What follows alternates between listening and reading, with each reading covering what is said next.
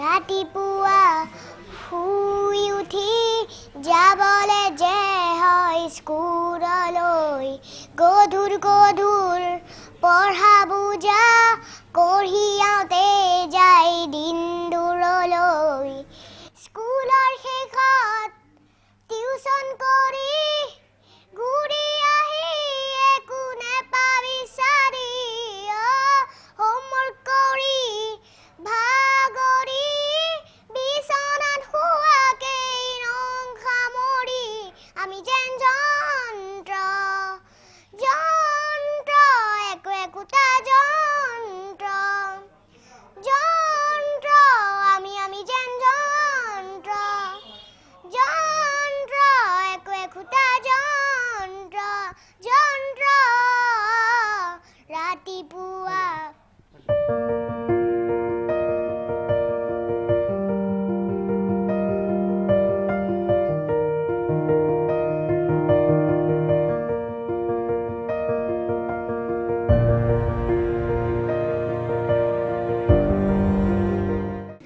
অসমীয়াৰ হিয়াৰামুঠু জুবিন গাৰ্গক এতিয়া বিশ্ববাসীয়ে সকলোৱে পৰিচিত হৈছে জুবিন গাৰ্গ কোন আছিল আৰু কে সম্ভৱ হৈছে জুবিন গাৰ্গৰ যিসমূহ কাম আছিলে সেই কাৰ্যাৱলীৰ জৰিয়তে মানুহৰ মাজত চিৰদিনৰ বাবে জুবিন গাৰ্গৰ এটা ছবি বহুৱাবলৈ সক্ষম হৈছিল জুবিন গাৰ্গে আৰু বহু অচিনাকি লোকক আনকি এদিনৰ সাক্ষাততে বহু লোককে সহায় কৰি গৈছিল তেনে এগৰাকী মহিলা আমাৰ সৈতে আছিল যি প্ৰথম জুবিন গাৰ্গৰ সৈতে প্ৰথম চিনাকিতে আচলতে জুবিন গাৰ্গে তেখেতলৈ এটা বিশেষ উপহাৰ দি থৈ গৈছিল বিশেষভাৱে এগৰাকী সক্ষম মহিলালৈ সেইগৰাকী মহিলা প্ৰণামী বৰকটকী আমাৰ সৈতে আছে আমি কথা পাতিবলৈ চেষ্টা কৰিম বাইদেউ আপোনাৰ ওচৰলৈ আহিছোঁ যে প্ৰথম আপুনি জুবিন দাক কেতিয়া লগ পাইছিলে ক'ত লগ পাইছিলে মই জুবিন দাক প্ৰথম এইবাৰ 2025 28 জুলাইত দাদাৰ যিটো জেজি ষ্টুডিঅ' বুলি কয় সেইটো ষ্টুডিঅ'তে লগ পাইছোঁ কেনেকৈ গৈছিলে মই আচলতে নিজৰ মানে GMCHত মোৰ চেকআপ চলি থাকে মই সেইটো কাৰণে গৈছিলোঁ আচলতে তাৰপিছত লগতে মই মোৰ মাহীৰ ঘৰতো এৰাতি থাকি দিবলগীয়া হ'ল এই জুবিন দাক লগ পোৱাৰ কাৰণে আৰু তাৰপিছত এই দাদাক তাৰপিছত মই সেই জেজি ষ্টুডিঅ'তে গৈ পেলাই মানে মোৰ কাজিন ব্ৰাদাৰ এজন আছে দিগন্ত শৰ্মা তেখেত চাউণ্ড ইঞ্জিনিয়াৰ তেখেতৰ লগত মানে ইমান মোৰ এতিয়া কণ্টেক্টটো নহয় কিন্তু সেইদিনাখন কিবা এটা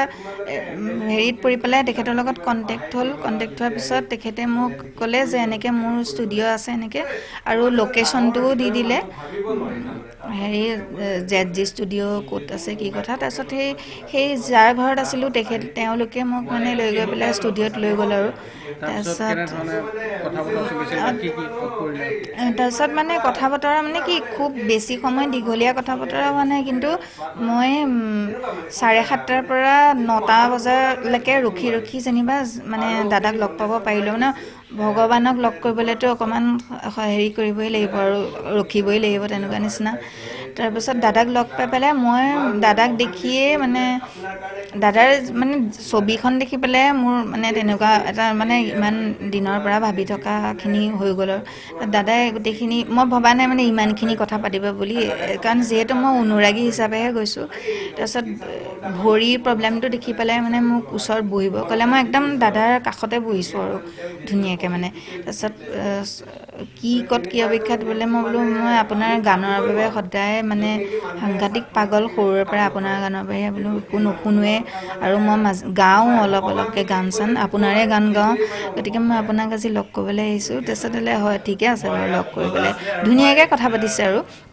বৌ লগত আছিল তাৰপিছত মই মোৰ এইবিলাক কিবাকিবি কথাত মানে তেখেতে জুবিন দাই মানে মোক সুধিলে যে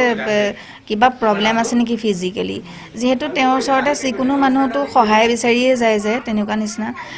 তাৰপিছত মই ক'লোঁ যে হেৰি মোৰ এনেকুৱা হ'ল আৰু মাহীগৰাকীও আছিলে তেওঁ ক'লে যে বহুত কষ্ট পাইছে এনেকৈ ক'লে তাৰপিছত মই গোটেই মোৰ 2019 পৰা যিখিনি মোৰ কষ্ট আৰু যিখিনি মোৰ ফিজিকেলি যিখিনি প্ৰব্লেম হৈছে সেই গোটেইখিনি কথা ক'লোঁ কোৱাৰ পিছত মই কৈহে গৈছোঁ আৰু দাদাই কিবা দিব বা সেই বুলি মই আশাও কৰা নাই কিন্তু দাদাই কি ক'লে তই এটা কাম কৰিবি মই তোক বেলেগ উপায়েতো একো সহায় কৰিব নোৱাৰোঁ আগতে জনা হ'লেতো মই সহায় কৰিলোঁহেঁতেন যথেষ্ট পইচা পাতি দি পেলাইও ফাইনেন্সিয়েল হেৰি কৰিলোহেঁতেন নিজৰ ভণ্টিৰ নিচিনাকৈ কথা পাতিছে আৰু তাৰপিছত দাদাই ক'লে তই এটা কাম কৰিবি মইতো এতিয়া ডাইৰেক্ট একো হেল্প কৰিব নোৱাৰিম গতিকে তোৰ যিখিনি ডকুমেণ্টছ আছে মেডিকেল ৰিপৰ্ট চিপৰ্ট এইবিলাক চব মোৰ হোৱাটছএপত চেণ্ড কৰিম তাৰপিছত এতিয়া এটা কথা হ'ল দাদাক মই পোনপটীয়াভাৱে কথা পাতিবলৈতো নোৱাৰি আৰু মানে হেৰিকৈ ফোনত কথা পাতিবলৈ দিগদাৰ ডাইৰেক্ট গতিকে সেই নন্দেশ্বৰ বৰা বুলি তেখেতৰ নম্বৰটো দিলে মোক সেইটো নম্বৰতে মই চবখিনি চেণ্ড কৰি দিলোঁ গোটেইখিনি বস্তু ডকুমেণ্টছখিনি লৈ পেলাই মানে এই জুলাইৰ 28 তাৰিখৰ পৰা আগষ্টৰ 16 তাৰিখৰ ভিতৰত মোক এই কাৰ্ডখন মোক দাদাই গিফ্ট হিচাপে দিছে যে মানে এইখন কাৰ্ড হ'লে মানে বেলেগ এপৰে হেল্প এইখন কাৰ্ডতে গোটেইখিনি মানে বেনিফিট মানে যিখিনি পাবলগীয়া গোটেইখিনি কাৰ্ডে বস্তুৱে আছে আৰু মানে মেডিকেল ট্ৰিটমেণ্টৰ পৰা ভৱিষ্যতেও যদি কিবা মেডিকেল ট্ৰিটমেণ্ট হয় এই কাৰ্ডটোৰ জৰিয়তে কৰিব পাৰিব চব ফ্ৰী গভৰ্ণমেণ্ট হস্পিটেলত হওক প্ৰাইভেটো চাগে তেনেকুৱা হ'ব নেকি মই যাবলৈ সুবিধাহে নাপালোঁ নহয় দাদাক সুধিবলৈকে নহ'ল বাকীখিনি কথা তাৰপিছত ফাইনেন্সিয়েল নিডছ কিবা লোন চোন ল'বলৈ হ'লেও মই কিবা এটা যদি ঘৰতে বহি পেলাই কৰিব পাৰোঁ সেইটো লোন চোন লোৱাৰ ক্ষেত্ৰতো মোৰ পৰা মানে কোনেও ইণ্টাৰেষ্ট ল'ব নোৱাৰে মানে ফ্ৰী হেৰি আৰু তেনেকুৱা হ'ব তেনেকুৱা আৰু ট্ৰেন্সপৰ্ট য'তে যাওঁ সেইটোতো টিকেট চিকেট ফ্ৰী প্ৰথম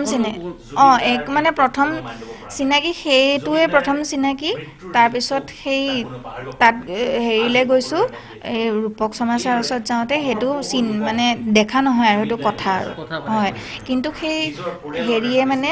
এই নন্দেশ্বৰ বৰা বুলি যিজন দেহৰক্ষী তেওঁ কিন্তু মোক মাজে মাজে ফোন কৰি পেলাই ইনফৰ্মেশ্যনবোৰ দি থাকে যে বোলে আপুনি হেৰি মানে আপোনাৰ দাদাই এইটো কৰি UDID কাৰ্ডখন এইখিনি হেৰি কৰি দিছে আৰু লগতে যে আপোনালৈ মানে দাদাই এখন চেক ৰেডি কৰি আছে মই সেইটো কথা এইবিলাক ক'বলৈ নহ'লে চেকখন ৰেডি কৰি আছে আৰু আপোনাৰ দাদাই তাত চাইন কৰি দিব আৰু লগতে মানে আপোনাক যেতিয়া চেকখন আহিব তেতিয়া আপোনাক হেৰি কল কৰি দিম আহিব লাগিব আৰু নহ'লে আপুনি নিজে আহিব নোৱাৰিলেও আপোনাক ফাইনেন্স কৰি পেলাই চেক কৰি মানে বেংক ট্ৰান্সফাৰ কৰি পেলাই তেনেকৈ কৰি দিব একাউণ্ট নম্বৰ চাম্বাৰো লৈছে মোৰ পৰা হয় একদম ভগৱান মই দাদাৰ পৰা একো আশা কৰা নাই মই দাদাৰ মুখখন দেখি পেলাই দাদাক দেখি পেলাই যিখিনি সন্তুষ্টি মোক মানে আৰু একো বস্তুৱেই নালাগে তেনেকুৱা আৰু কিন্তু মানে এইটোৱে বেয়া লাগিলে মানে দাদা যে ঘপককৈ কোনো কথা নাই বতৰা নাই ইমান প্লেনিং আছিলে পিছত কিমানখিনি কাম কৰিম বুলি ভাবিছিলে এতিয়া আৰু মই ভাবি আছিলোঁ 27 ছেপ্টেম্বৰত মই দাদাৰ ওচৰত গৈ পেলাই কৃতজ্ঞতাও জনাম কাৰ্ডখনৰ বেনিফিট কি সেইখিনিও সুধিম সেইখিনি ভাবি আছিলোঁ আৰু দাদাই তেনেকৈয়ে কৈছিলে যে মই হেৰি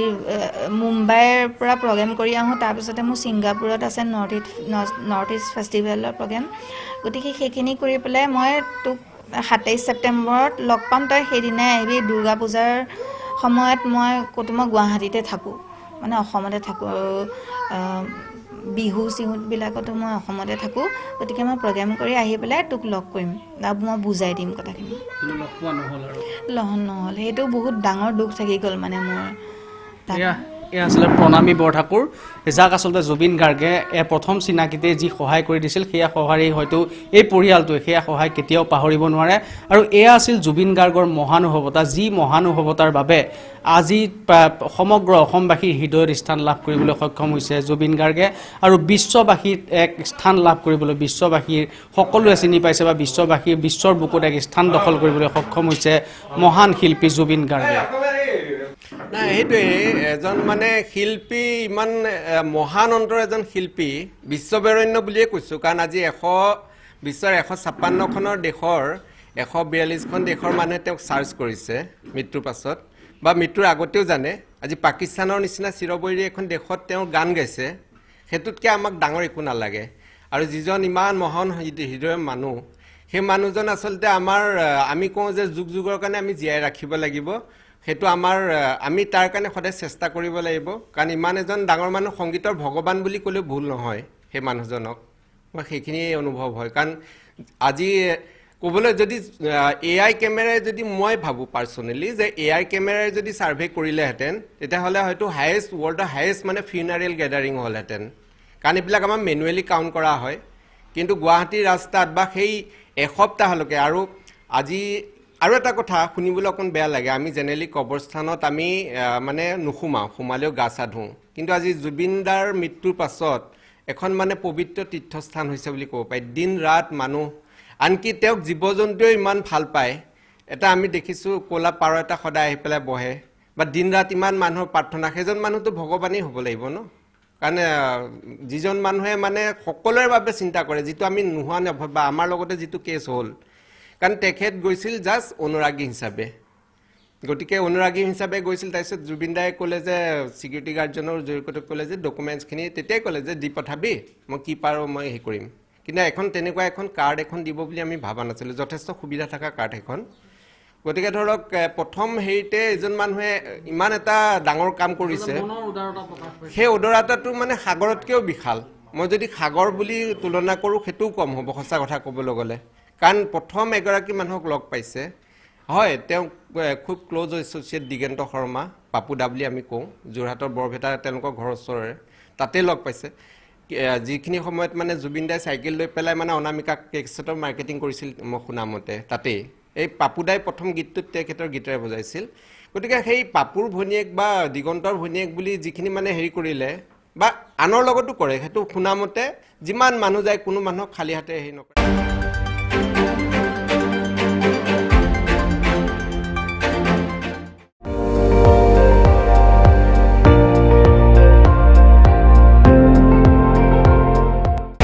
আপুনি চাই আছে ND24 সৰ্বশ্ৰেষ্ঠ নহয় সৰ্বোত্তমৰ দৌৰ